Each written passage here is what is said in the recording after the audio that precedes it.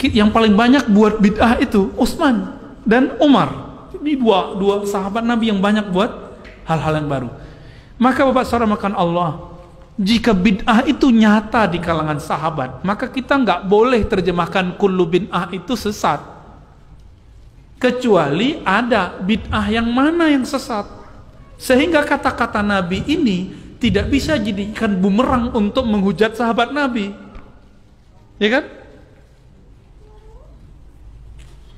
Suatu kali Muaz di Kitabul Iman, dalam bab iman dalam Sahih Bukhari, mengatakan kepada kawan-kawannya, Ta'al nu'min sa'atan, ta'al nu'min sa'atan, ayo ngumpul kita beriman sesaat. Lalu disebutkan, lalu mereka yusabbihunallah, mereka bertasbih berjamaah, bertakbir berjamaah, baca wirid berjamaah. Itulah sejarahnya zikir berjamaah. Apakah namanya yasinan, maksurat, mabit, muhasabah, terserah. Itu nama aja. Isinya apa? Isinya zikrullah. Berarti itu nu'min sa'atan, beriman sesaat. Iman itu menggetarkan kalbu, menyadarkan pikiran, maka itu disebut iman. Maka Bapak saudara makan Allah, kalau begitu, mungkinkah kita mengatakan kullu bid'atin dolalah? Seperti pemahaman sebelumnya. Apa makna bid'ah tadi? Semua yang tidak dilakukan Nabi. Gak mungkin, berarti terjemahan bid'ah kita salah. Lalu terjemahan bid'ah yang tepat apa? Apa lagi? Ternyata Imam Salafi sendiri sudah beres sama dia, gak usah kita debat-debat sebenarnya. Siapa tadi imamnya? Ibnu Qayyim dan Ibnu Taimiyah rahimahumullah. Apa kata Ibnu Taimiyah dalam Iqtida' Shiratal Mustaqim? Ini pernah saya bahas sebelumnya. Al-bid'atu ma lam yadulla alaihi dalilun syar'i. Kita udah ulang-ulang ini sampai berbuih-buih mulut ini. Tapi kok nggak ngeh juga ya? Mungkin karena hidayah itu milik Allah, bukan milik kita ya. Bid'ah itu yang tidak ada dalil syaraknya. Nah, sekarang kita tes ilmu hukumnya, ilmu usul fikihnya.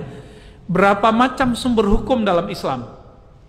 Coba, hukum Islam itu sumbernya dibagi dua. Ada yang disepakati, ada yang masih diperdebatkan. Yang disepakati ada berapa? 4. Al-Quran, bukan hadis, sunnah. Orang ahli hukum nggak pernah ngomong hadis kecuali sunnah.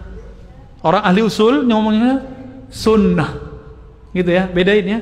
Karena sunnah beda sama hadis. Di hadis disebutkan bahwa hidung Nabi mancung, kulitnya merah-merah dikit. Itu hadis apa sunnah?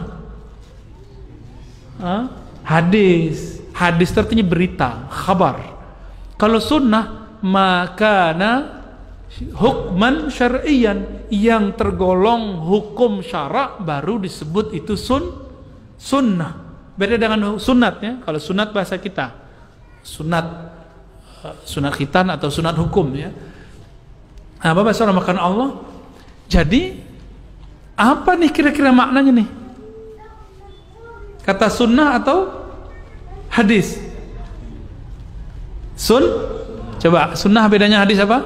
Sunnah itu yang ada bobot hukum syaraknya. Kalau tidak ada bobot hukum syaraknya tidak disebut sunnah, cukup disebut hadis. Contoh, Nabi SAW istrinya 9, itu hadis, bukan sunnah. Jangan coba-coba diamalin nih ya. Disembelih nanti sama beliau-beliau ini ya. Apalagi Nabi SAW wajib sholat malam. Itu apa? Itu hadis. Kalaupun disebut sunnah, sunnahnya harus ada sifatnya. Sunnah khasah, sunnah khusus buat Nabi SAW. Baik.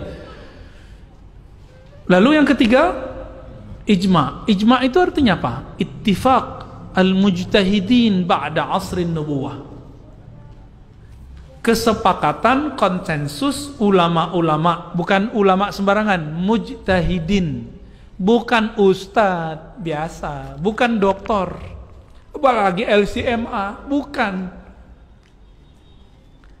Siapa? Mujtahidin. Saya belum mujtahid. Jadi doktor itu bukan gelar mujtahid. Mujtahid itu orang yang sudah mampu memproduk satu hukum, langsung dia ambil dari Quran dan Sunnah dan hasilnya jelas.